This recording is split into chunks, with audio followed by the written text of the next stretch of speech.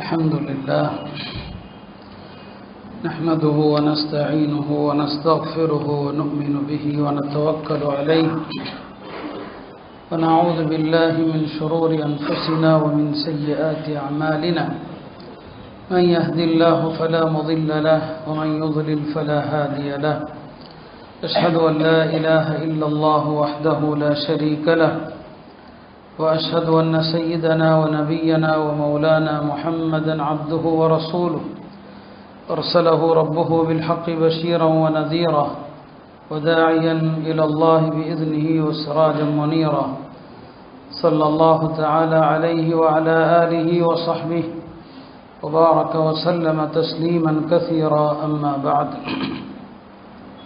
فأعوذ بالله من الشيطان الرجيم بسم الله الرحمن الرحيم ما جعل الله لرجل من قلبين في جوفه وما جعل أزواجكم اللائي تظاهرون من أمهاتكم وما جعل أدعياءكم أبناءكم ذلكم قولكم بأفواهكم والله يقول الحق وهو يهدي السبيل وقال النبي صلى الله عليه وسلم من ادعى إلى غير أبيه وهو يعلم أنه غير أبيه فالجنة عليه حرام وقال أيضا من انتسب إلى غير أبيه فعليه لعنة الله والملائكة والناس أجمعين أو كما قال صلى الله عليه وسلم அன்பிற்கினிய அல்லாஹ்வின் நல்லடியார்களே, ரமதானுடைய பாதியை கடந்து விட்டோம்.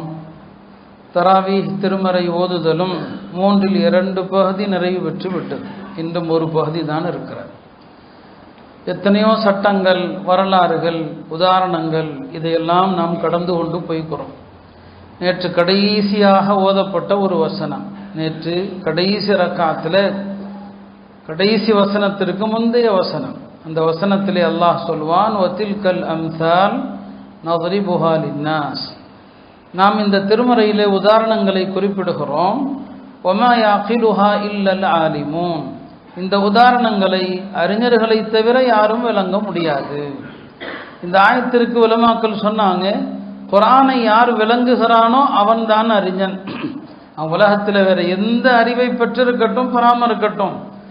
அம்ர் இப்னு முர்ரான்னு சொல்லி ஒரு அறிஞர் இருந்தாங்க. அவங்க குர்ஆனுடைய ஏதாவது அல்லாஹ் சொல்லுகிற ஒரு விஷயம் விளங்கலைன்னா அழ ஆரம்பிச்சிருவாங்க. ஏன்னா குர்ஆனை விளங்குறதுக்கு அறிவு வேண்டும் என்று அல்லாஹ் சொல்றான். அறிஞர்கள் தான் விளங்க முடியும்.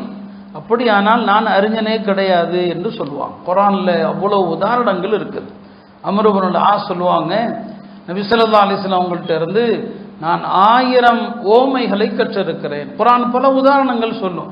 ஈமானுக்கு உதாரணம், குஃபருக்கு உதாரணம், நயவஞ்சகத்தனத்திற்கு உதாரணம், ஷிர்க்குக்கு உதாரணம். நேற்று கூட ஷிர்க்குக்கு அல்லாஹ் உதாரணம் சொல்றான். அல்லாஹ் அல்லாதவர்களை யார் வணங்குறாங்களோ அவங்களுடைய உதாரணம் சிலந்தி பூச்சியை போல, சிலந்தி பூச்சி கட்டுகிற அந்த வீட்டை போலங்கிறான். சிலந்தி வலை தான் உள்ளதிலேயே பலவீனமானதுங்கிறான். இப்படி குர்ஆன் எத்தனையோ வரலாறுகளை, உதாரணங்களை நமக்கு சொல்லி இருக்கிறது. நாம் அதையெல்லாம் அப்படியே கடந்து கொண்டு போய்க்கிறோம். ஒரு பெரிய அறிஞர் இருந்தாங்க எகிப்தில், தொந்தாவி என்று சொல்லி, குர்ஆனுடைய பெரிய விரிவுரையாளர். அவர் இன்றைய முஸ்லிம் சமுதாயம் குர்ஆனுக்கு கொடுக்கிற மரியாதை, குர்ஆன் அவங்க வாழ்க்கையில் எப்படி இருக்குது அப்படிங்கிறதுக்கு ஒரு அழகான உதாரணம் சொன்னார் இமாம் தொந்தாவி. அது என்ன? ஒரு படைத்தளபதிக்கு மன்னரிடமிருந்து ஒரு கடிதம் வருகிறது. அதில் மன்னர் அந்த படைத்தளபதிக்கு சில வழிகாட்டுதல்களை வழங்கி இருக்கிறார். அதில் அவர் குறிப்பிட்டார், இந்த வழிகாட்டுதலை நீங்கள் படியுங்கள், படை வீரர்கள் எல்லோருக்கும் படித்து காட்டுங்கள், இதில் என்ன சொல்லப்பட்டதோ அதை அப்படியே செயல்படுத்துங்கள், வெற்றி உங்களுக்கு என்று அந்த மன்னர் எழுதியிருக்கிறார். படை தளபதிக்கு கடிதம் வந்தது. படை தளபதி என்ன செய்தார்? கடிதத்தை பிரித்தார், படித்து பார்த்தார், கன்னத்தில் வைத்து முத்தமிட்டு கொண்டார், எல்லாம் செஞ்சார். படை வீரர்களை கூப்பிட்டு எல்லாரும் இதை படிங்கப்பா, எல்லாரும் முத்தமிட்டுங்கன்னு சொன்னார். ஆனால் அதில் என்ன அரசர் சொன்னாரோ அதில் எதையுமே செயல்படுத்தலை. இப்போ இது அரசருக்கு பிடிக்குமா? யோசிச்சு பாருங்க. இன்னைக்கு குர்ஆனோடு நம்முடைய நிலைமை என்னன்னா, குர்ஆனை விரிப்போம் மரியாதையோடு, குர்ஆனை முத்தமிடுவோம் மரியாதையோடு, குர்ஆனை ஓதுவோம், எல்லாம் செய்வோம். ஆனால் அல்லாஹ் என்ன சொல்லியிருக்கிறானோ அது நமக்கு தேவையில்லை. அல்லாஹ் அவங்கள பொருந்தி கொள்வானா யோசிச்சு பாருங்க.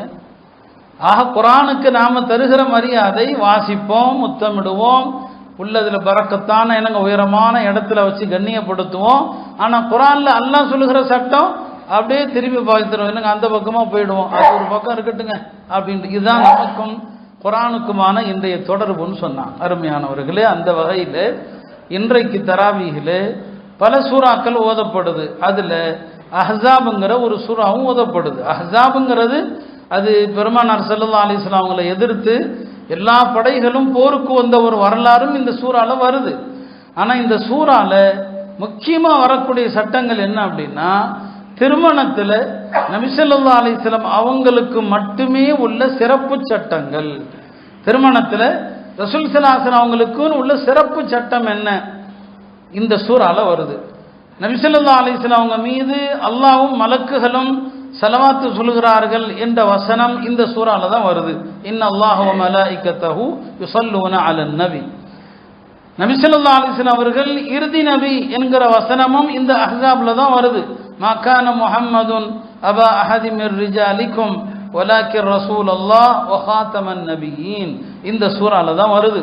ஆக ரசூல் ஸல்லல்லாஹு அலைஹி வஸல்லம் அவங்களுடைய பல்வேறு தனிச்சிறப்புகள் இந்த சூறால வருது. அதுல முக்கியமான ஒரு 3 விஷயங்கள் இந்த சூறாவுடைய ஆரம்பத்தில் அல்லாஹ் சொல்றான். அதைத்தான் நான் ஆரம்பத்திலே ஓதினேன். அது என்ன? மா ஜஅலல்லாஹு லிரஜுலின் மின் கல்பைனி ஃபீ ஜௌஃபி. அல்லாஹ் எந்த மனுஷனுக்கும் அவனுக்கு 2 இதயத்தை கொடுக்கலங்கிறான். யாருக்கும் 2 இதயம் இல்லைங்கிறான். ரெண்டாவது என்ன? வமா ஜஅல அஸ்வாஜக்கும் அல்லாஹி துதாஹிரூன மின் உம்மஹாத்திக்கும். அறியாமை காலத்தில் ஒரு கணவன் மனைவியை ஒதுக்கணும்னு நினைச்சா நீ எனக்கு தாய் மாதிரின்னு சொல்லி ஒதுக்கிடுவான். நீ எனக்கு என் தாயின் முதுகு எனக்கு எப்படியோ அது மாதிரி நீ எனக்கு என் தாய் மாதிரின்னு சொல்லி அவளை விளக்கிடுவான். அல்லாஹ் சொன்னா, உங்களுடைய மனைவியரை பார்த்து நீ என் தாயை போல என்று சொல்வதனால் மனைவி தாயாக மாட்டாள் அப்படின்னு சொன்னான். மூணாவது என்னங்க? ஒமா ஜஅல அத்இயாஅக்கும் அப்னாஅக்கும். உங்களுடைய வளர்ப்பு குழந்தைகள் சொந்த குழந்தைகளாக ஆக முடியாது. இப்போ நான் அதைத்தான் இன்னைக்கு பேச போகிறோம். வளர்ப்பு குழந்தைகளை பற்றி நம்ம என்ன விளங்கி வச்சிருக்கிறோம்? வளர்ப்பு குழந்தைகள் சொந்த குழந்தைகள் அல்ல. அது நீங்கள் உங்கள் வாயில சொல்லிக் கொள்ளலாமே தவிர உதுஊஹும் லிஆபாஇஹிம்.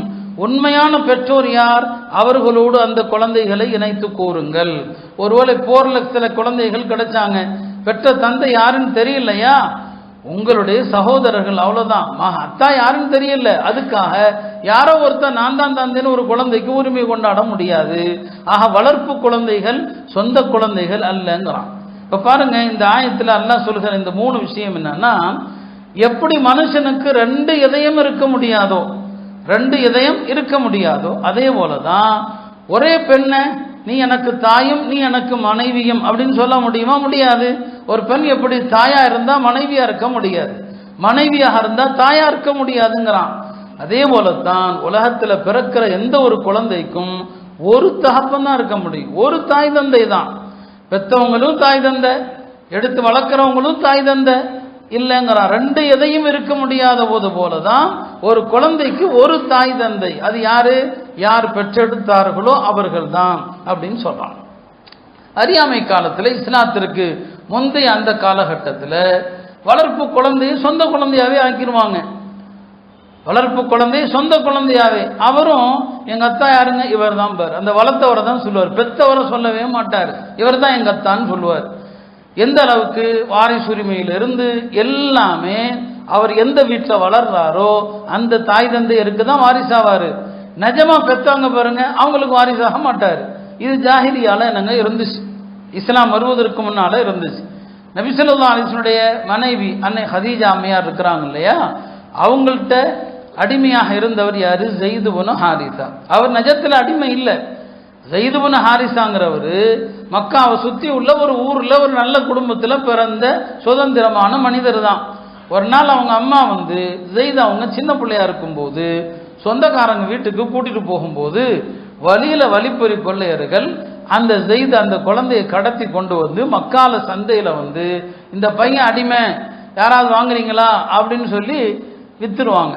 அப்ப அந்த பையனை ஸைதுங்கிற அந்த பையன் சின்ன பிள்ளை, அவரு பின்னால ஒரு பெரிய சஹாபி, அந்த ஸைதுங்கிற பிள்ளைய ஹதரத்து ஹதீஜாவுடைய உறவினர் ஹக்கீம் இப்னு ஹிஸாம் அவர் அந்த பையனை வாங்கி அன்னை ஹதீஜாட்ட வந்து அடிமையாக கொடுப்பாரு. ஹதீஜாவிட்ட அடிமையாக வளர்ந்து வரக்கூடிய ஸெய்த் அவர்கள் நபி ஸல்லல்லாஹு அலைஹி வஸல்லம் அவங்க அன்னை ஹதீஜாவை மனம் முடித்த பிறகு அன்னை ஹதீஜா என்ன பண்ணாங்க, இந்த அடிமை நான் உங்களுக்கு அன்பளிப்பு செஞ்சுட்டேன். யாருக்கு? நபி ஸல்லல்லாஹு அலைஹி வஸல்லம் அவங்களுக்கு, உங்களுக்கு அன்பளிப்பு செஞ்சுட்டேன். அப்போ ஸெய்த் இப்னு ஹாரிஸா அவருடைய தந்தை ஹாரிஸா நபி ஸல்லல்லாஹு அலைஹி வஸல்லம் அவங்கள்ட்ட தான் இருந்து வளர்ந்து என்னங்க வர்றாரு. இந்த நிலையில அவங்களுடைய உண்மையான பெற்றோர் இருக்கிறாங்க பாருங்க, அவங்க இருக்கிறாங்க, அவருடைய தந்தை ஹாரிஸா இருக்கிறாங்க. அவங்களுடைய தெரிஞ்ச ஒருத்தர் மக்காலுக்கு வந்திருக்கும் போது பார்க்குறாரு, ஸெய்து மக்கால இருக்கிறாரு. அவங்க அத்தாம்மா தேடிட்டு இருக்கிறாங்க, பையன் எங்கே போனான்னு தெரியல, தேடிட்டு இருக்கிறாங்க. இந்த நிலையில அவங்களுக்கு தகவல் தெரிந்து அவங்கெல்லாம் வர்றாங்க.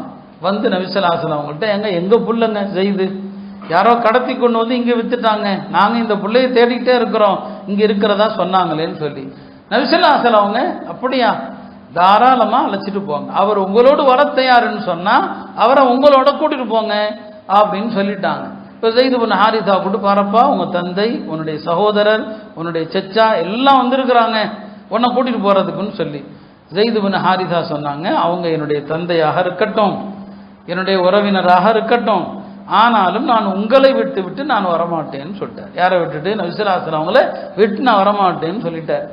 அசல் தந்தை யாரு அப்படிங்கிறது தெரிஞ்சு போச்சு, அவர் அடிமை கிடையாது.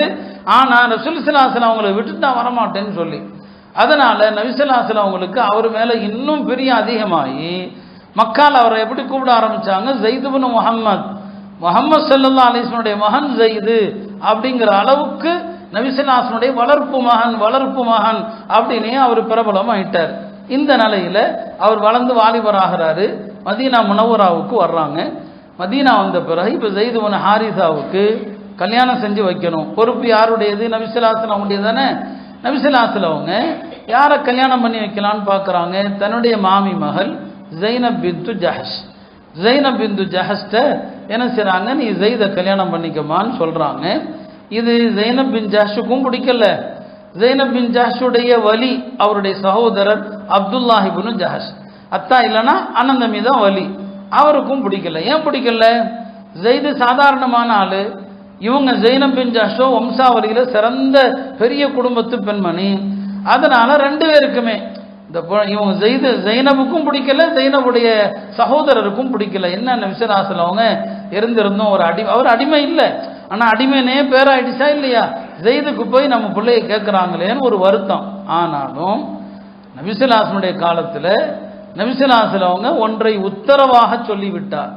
ஆலோசனையாக சொன்னால் எடுக்கலாம், எடுக்காமலும் போகலாம். உத்தரவாக சொல்லிவிட்டு அதை கடைபிடிச்சி தான் ஆகணும். நீ இன்னாருக்கு தான் மனம் முடித்து வைக்கணும் அப்படின்னா கடமையாயிடும். அப்போ இந்த ரெண்டு பேரும் யோசிக்கிறாங்க, ஸெய்துக்கு மனத்தை நாங்கள் நிக்காக சம்மதிக்க யோசிக்கிறாங்க.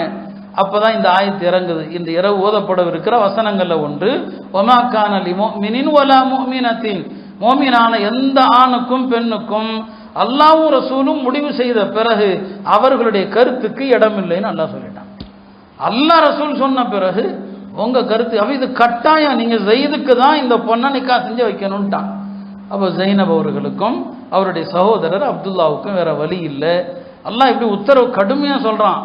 சொல்லிட்டு ஒமன் யாஸில்லாஹ வ ரசூலா, அல்லாஹ் ரசூலுக்கு மாறு செய்தால் ஃபக்கத் ضل ضلالا முபீனா, அவர் தெளிவான வழிகேட்டில் இருக்கிறாருன்னு சொல்லிட்டான்.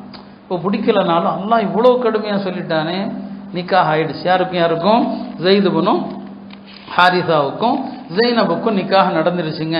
இந்த நிக்காஹில் ஸெய்துக்கு யாரு? நபி ஸல்லல்லாஹு அலைஹி வஸல்லம் அவங்க தான் வலியா இருக்கிறாங்க, அவங்க தான் எல்லாமே, அவங்க தான் மஹரும் கொடுக்குறாங்க. எவ்வளோ மஹர் கொடுக்குறாங்க பாருங்க. ஸெய்துக்கு 43 கிராம் தங்கம். இன்னைக்குள்ள பணத்தை யோசிச்சு பாருங்க. 43 கிராம் தங்கம், 195 கிராம் வெள்ளி, 50 முத்து கோதுமை. 50 முத்துனா ஒரு முத்துங்கிறது 600 கிராம். 50 முத்து எத்தனை கிலோ வரும் பார்த்துக்குங்க. 10 முத்து பேரிச்சம்பழம். 10 முத்து என்னங்க பேரிச்சம்பழம். இதெல்லாம் ஸெய்து ஸைனபுடைய திருமணத்திற்கு நபி ஸல்லல்லாஹு அலைஹி வஸல்லம் என்ன கொடுத்தது? மஹராக கொடுத்தது. அவ்வளவு மஹர் கொடுக்குறான். இந்த மதிப்பில் எவ்வளோ வரும்னு யோசிச்சு பாருங்க. 43 கிராம் தங்கம், 195 கிராம் வெள்ளி, இதெல்லாம் மஹரா கொடுக்குறாங்க. சில போர்வைகள், சில ட்ரெஸ் எல்லாம் கொடுக்குறான். நிக்காஹ் ஆயிடுச்சுங்க. ஆரம்பத்திலிருந்து ஜெய்னபுக்கும் ஜெயிதுக்கும் ஒத்து வரல. கல்யாணம் ஆயிடுச்சு தான், ஆனால் 2 பேருக்கும் ஒத்தே வரல. கிட்டத்தட்ட ஒரு சங்கடத்திலேயே 1 வருஷம் ஓடுதுங்க. இந்த நிலையில் அல்லாஹ் நபி ஸல்லல்லாஹு அலைஹி வஸல்லம் அவங்களுக்கு என்ன சொல்கிறான் அப்படின்னா, ஜெயிது ஜெய்னபை சீக்கிரம் தலாக்கு சொல்லிடுவார்.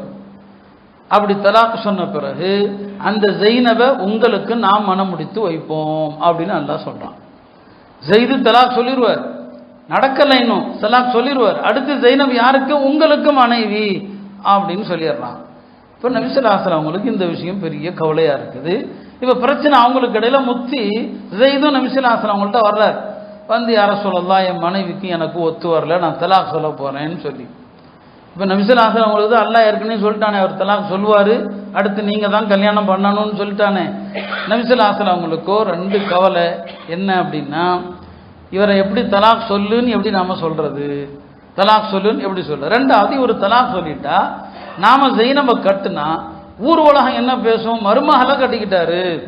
ஏன்னா அன்னைக்கு வளர்ப்பு மகன் சொந்த மகன் மாறி, வளர்ப்பு மகனுடைய மனைவி என்ன மருமகள், மருமகளை போய் கல்யாணம் கட்டிட்டாரு அப்படின்னு பேசுவாங்களே அப்படின்னு நபி ஸல்லல்லாஹு அலைஹி வஸல்லம் ஜெயிதுட்ட சொல்கிறாங்க. எப்போ அம்சிக்க அலைக்க, வேண்டாம் மனைவி தலாக்கெல்லாம் சொல்லாத அப்படிங்கிறாங்க நபி ஸல்லல்லாஹு அலைஹி வஸல்லம்.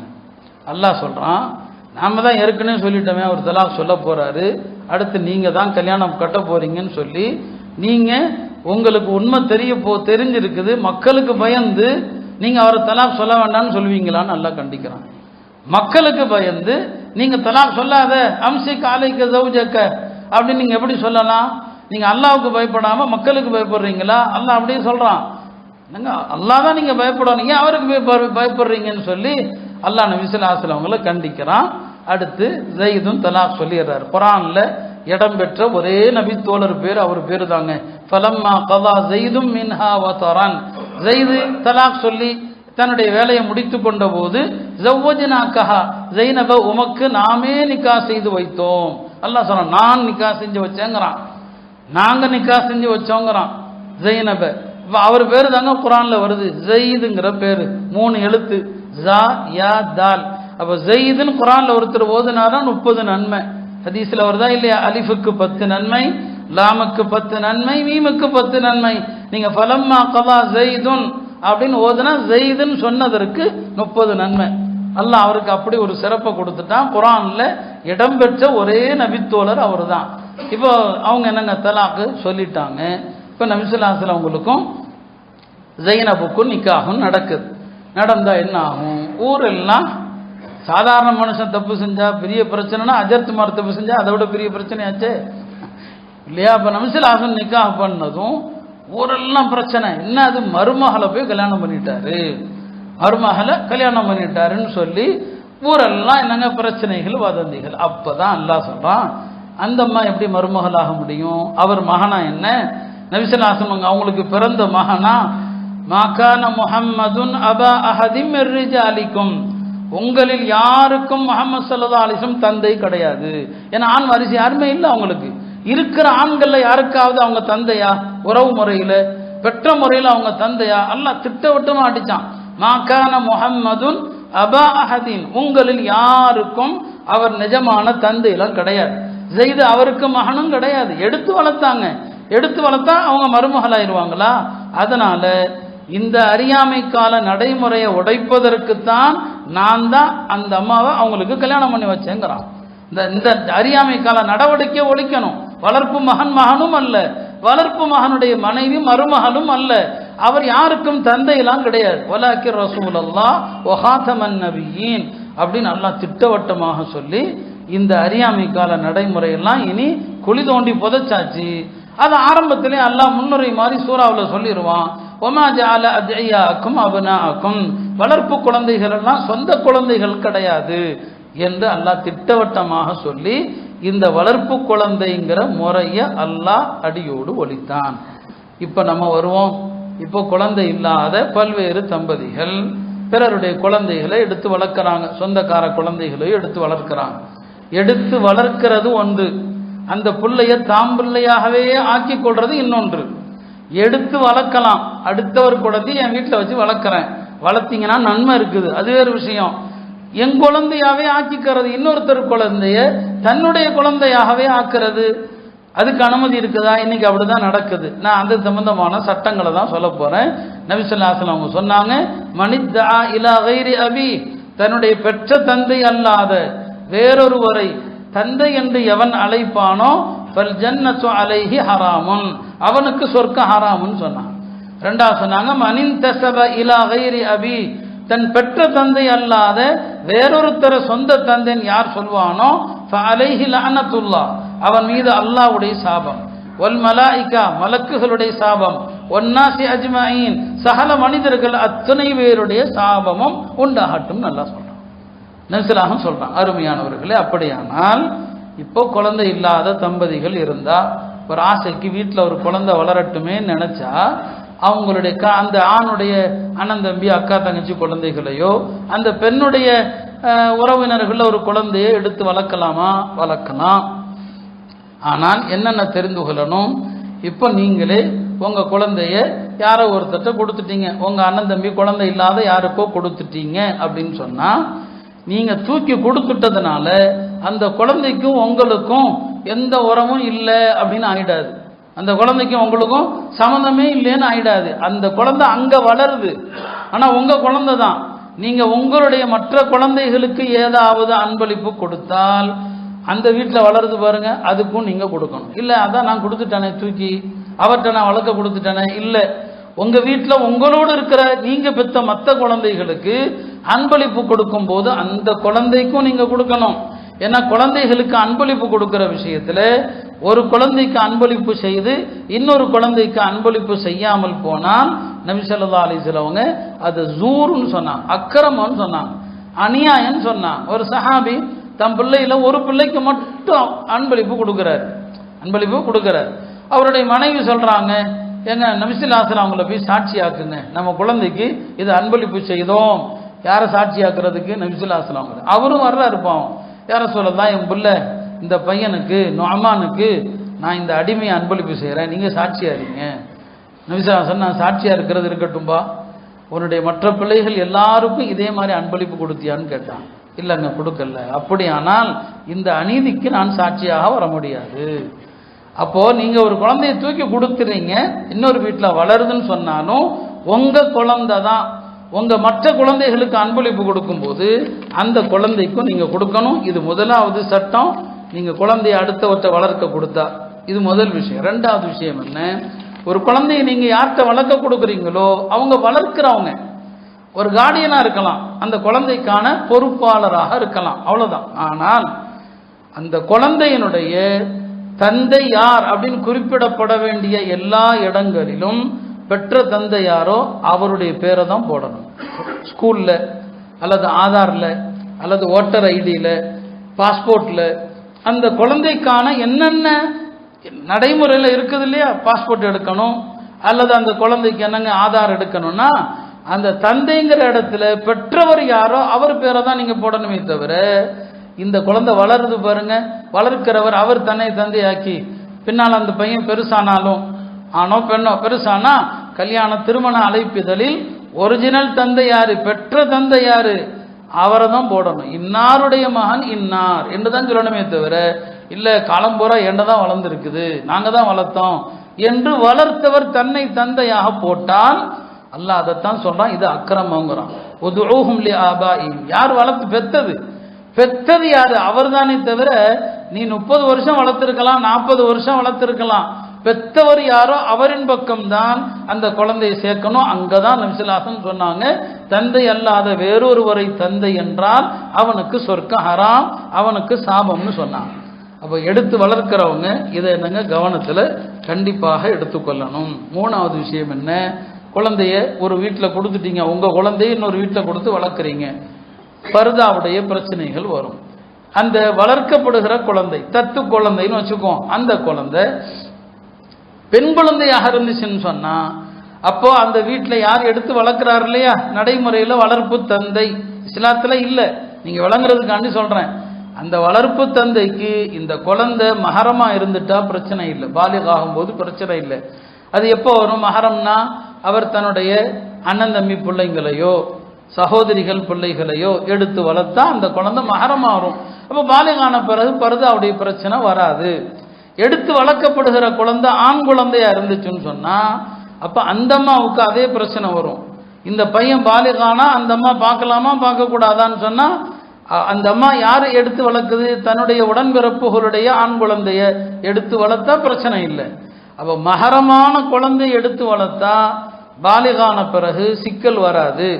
மஹரம் அல்லாத குழந்தை எடுத்து வளர்த்தா நீங்க வேணா எம்புலன்னு சொல்லிக்கலாம், எங்க குழந்தைன்னு சொல்லிக்கலாம்.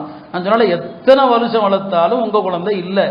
பாலிகான பிறகு அது பெண் குழந்தையா இருந்தா அந்த தந்தைன்னு யார சொல்றோமோ வளர்ப்பு தந்தை அவர் பர்தால தான் இருக்கணும், அந்த குழந்தைய பார்க்க கூடாது. ஆண் குழந்தையா இருந்தா அந்த அம்மா அந்த பையனுக்கு முன்னால பர்தால தான் இருக்கணும். ஆக இதெல்லாம் வளர்ப்பு குழந்தையினுடைய சட்டங்கள். ஏன்னா இதுல நிறைய நம்ம அல்லாஹ்வுடைய சட்டத்தை மதிக்காம குழந்தைய அவங்கள்ட்ட கொடுத்துட்டோம், இனி நம்ம பிள்ளைன்னு சொன்னா அவங்க உள்ள வருத்தப்படும், நம்ம குழந்தைன்னு சொன்னா அவங்க உள்ள வருத்தப்படும், அப்படிலாம் இருக்கிறாங்க. கல்யாண பத்திரிகையில கூட நம்ம பேரை போட்டா அவங்க வருத்தப்படுவாங்க, நம்ம தான் அவங்களுக்கு கொடுத்துட்டோமே. இது உறவு முறையை மாற்றவே முடியாதுங்க. மற்ற பொருளை தூக்கி கொடுக்குற மாதிரி இல்லை குழந்தைய தூக்கி கொடுக்கறது, மற்ற பொருள் மாதிரி கிடையாது. அப்ப இவங்க விளங்கிறாங்க அப்படி இல்லை, அவர் மனசு வருத்தப்படும். அல்லாஹ்வுடைய சட்டம் தூக்கி எறியப்படுதே, நீங்க அதைத்தான் பார்க்கணுமே தவிர அவங்க மனசு வருத்தப்படும் அப்படின்னு நீங்க பார்க்க முடியாது. ஆக இது பர்தாவுடைய சட்டம். இது நாலாவது, அந்த குழந்தை யாருடைய சொத்துக்கு வாரிசாகும்? வளர்ற வீட்டில் இல்லை அந்த வளர்ப்பு தாய் தந்தைக்கு வாரிசாகுமா பெத்தவங்களுக்கான்னு சொன்னா பெத்தவங்களுக்கு தான் வாரிசாகும். வளர்ற வீடு அந்த வீட்டில் வளர்ந்துருக்குது, அதுக்குரிய நன்மையை எல்லாம் கொடுப்பான். ஆனால் அந்த குழந்தை உண்மையா யார் பெத்தாங்க? சில நேரங்களில் என்ன ஆகும்னா ஒரு தம்பதியர் ஒரு குழந்தை யாருக்காவது தத்து கொடுத்துருவாங்க, இவங்களுக்கு வேற குழந்தைகள்லாம் இருக்கும். இந்த தந்தை மூத்தாகிற நேரத்தில் எப்பா அந்த பையனுக்கெல்லாம் பங்குலாம் கொடுக்காதீங்கப்பா, அவனை நாம தூக்கி கொடுத்துட்டோம், அதனால சொத்தை நீங்க உங்களுக்குள்ள பிரிச்சுக்குங்க, அவனுக்கெல்லாம் கொடுக்காதீங்கன்னு சொல்லிட்டு போகிற நிலைமையெல்லாம் இருக்குது. அப்ப இது நீங்க நான் ஏற்கனவே சொன்னா இல்ல வாரிசுரிமை அப்படிங்கிறத ஒரு தகப்பா நினைச்சாலும் அதை தள்ளுபடிலாம் செய்ய முடியாது. நான் சொன்னேன் வாரிசாகிறவன் அவனே நினைச்சா கூட எனக்கு வேண்டான்னு சொல்ல முடியாது. அப்ப இதுல என்ன பண்றது? அந்த பையனை தான் அங்க தூக்கி கொடுத்துட்டோமே, அவனுக்கு சொத்துல பங்குலாம் இல்லாம அந்த வீட்டுக்குள்ள இந்த உறவு முறையை நீங்க மாற்றவே முடியாது. இது அல்லாஹ்வுடைய தீன்ல விளையாடுறது. இந்த சூரா முழுக்கவே இதைத்தான் அல்லாஹ் பேசுறாங்க. இந்த வளர்ப்பு குழந்தை சொந்த குழந்தை கிடையாது, எடுத்து வளர்த்துக்கலாம், அவ்வளவுதான். ஆசைக்கு வளர்த்து கொள்ளலாமே தவிர வேற எந்த சட்டமும் அந்த குழந்தைக்கு சொந்த பிள்ளைகளுக்கான சட்டம் பொருந்தாது என்று அல்லாஹ் திருமறையில சொல்றான். எனவே அருமையானவர்களே, இது மாதிரியாக குழந்தை இல்லாதவர்கள் வளர்க்கணும்னா அல்லாஹ்வுடைய மார்க்கத்தை தெரிஞ்சுக்குங்க, அல்லாஹ்வுடைய சட்டத்தை தெரிஞ்சுக்குங்க. இந்திய சட்டம் ஒன்று இருக்குது, தத்தெடுப்பு சட்டம்னு அவன் ஏகப்பட்ட சட்டம் வச்சிருக்கிறான், அது நமக்கானது இல்லை. நமக்கு குர்ஆனுடைய சட்டம் ஹதீஸுடைய சட்டம் என்ன, அந்த சட்டப்படி தான் ஒரு குழந்தையை வளர்க்கும் போது இந்த சட்டங்களை நீங்க பேணணும். இதுல நான் ஒரு நன்மை என்ற அடிப்படையில் உங்களுக்கு சொல்றேன். இப்போ குழந்தை இல்லாத தம்பதியரா வளர்க்கணும்னு நினைக்கிறீங்களா? குழந்தை இல்லையா? என்ன செய்யுங்க, ஒரு அனாதை குழந்தை எடுத்து வளருங்க. தாய் தந்தை 2 பேருமே இல்லைங்க, எத்தனை அனாதை குழந்தைகள் இருக்கிறாங்க, அவங்கள எடுத்து வளருங்க. அப்போ உங்களுக்கு நன்மையும் கிடைக்கும். அப்பையும் நீங்க பெற்ற தாய் தந்தையர் அல்ல, அல்லாஹ் அதையும் சொல்லிடுறான்.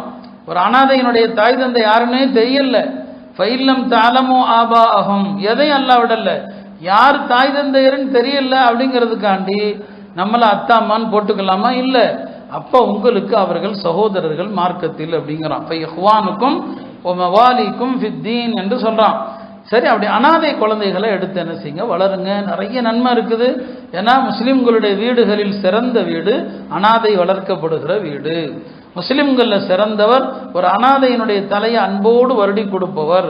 ஒரு அனாதையினுடைய தலையை வருடி கொடுத்தா உங்களுடைய விரல்கள் எத்தனை முடிகளில் படுகிறதோ அவ்வளவு பாவங்கள் மன்னிக்கப்படுதுன்னு சொன்னாங்க. அதனால தம்பதி என்னங்க, குழந்தை இல்லாதவங்க உண்மையா அப்படி ஒரு சூழ்நிலை இருந்தா அனாதைகளை எடுத்து நீங்க வளர்க்கலாம். சரி, ஒருத்தர் அவருடைய மனைவி இறந்துட்டாங்க, மறுமணம் செய்யலான்னு நினைக்கிறார்.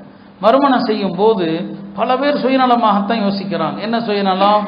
ஒரு குழந்தையே இல்லாத ஒரு பெண்ணை பார்க்கறது, உதவி பெண்ணை தேடுறது. என் குழந்தையுள்ள பெண்ணை தேடுங்க, அந்த குழந்தைக்கும் சேர்த்து நீங்க பொறுப்பு கொடுங்க.